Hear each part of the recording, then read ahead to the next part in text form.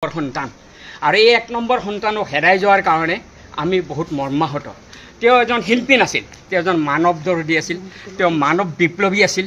প্ৰজন্মৰ কাৰণে তেওঁৰ ইতিহাস ৰচনা কৰি গৈছে। আজি 100 বছৰৰ ভিতৰত আমি অহা 100 বছৰৰ ভিতৰত তেওঁ তেনেধৰণৰ আমি প্ৰজন্ম নাপাওঁ বুলি আমি জানো, ভাল ধৰণে গম পাওঁ।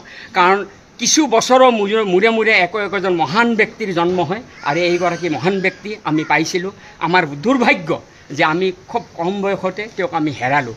আৰু যিসকল ব্যক্তিৰ ষড়যন্ত্ৰত তেওঁ আজি আমাৰ কম সময়ৰ ভিতৰত আমাৰ মাজৰ পৰা আঁতৰি যাব লগা হৈছে, সেইসকল ব্যক্তিক অনতিপলমে সম্পূৰ্ণ মানে বিচাৰ বিবেচনা কৰি চৰকাৰেতো ইতিমধ্যে তদন্ত কৰিয়ে আছে বুলি আমি গম পাইছোঁ।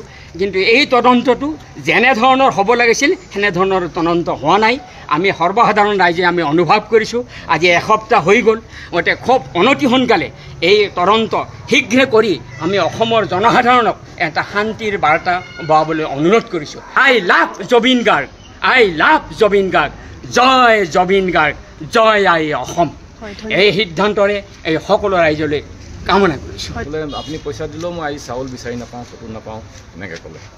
ঠিক আছে, আমাৰ ঘৰতো ভাত দিব পৰা অৱস্থা আছে, আমি দুপৰীয়া সময়ত ভাত দিলোঁ। কি হ'ল, কি কাৰণে হ'ল বোলে আমাৰ গান গোৱা ভগৱানজন ঢুকাল নহয়। গান গোৱা ভগৱান নাম কি? নামটো জুবিন কৈছে, গায়কটো ক'ব পৰা নাই। যি নহওক, তেওঁ তেতিয়া মোক এটা কথা ক'লে, যিটো দিশ মানৱ দৰ্দী দিশটো মোক উন্মোচাই দিছে জুবিন গাৰ্গৰ। তেওঁ আমাৰ ক'ভিডৰ সময়ত তেখেতে আমাৰ অঞ্চলত গৰীব মানুহসকলৰ কাৰণে ট্ৰাকত চাউল পঠিয়াই দিছিল। এদিন তেওঁ আহিছিলোঁ বোলো, ট্ৰাকত বস্তাই বস্তাই চাউল দিছিল। এই চাউলখিনিয়ে আমাৰ অন্ততঃ একো নহ'লেও পাচলিও পোৱা নাছিলোঁ, একো পোৱা নাছিলোঁ, ভাতখিনি সিজাইতো খুৱাব পাৰিছিলোঁ। তেনেকুৱা এজন মানুহ ঢুকাই গ'ল। তেওঁ কি কৰিছিল জানানে? গান গাইছিল বুলি জানো। মানুহগৰাকী একদম সঁচা অন্তৰে কথাখিনি কৈছিল। এইটো এটা মানৱ দৰ্দী দিশ, এইটো হয়তো ক'তো প্ৰচাৰ হোৱা নাই, মই নিজেই গম পাইছোঁ।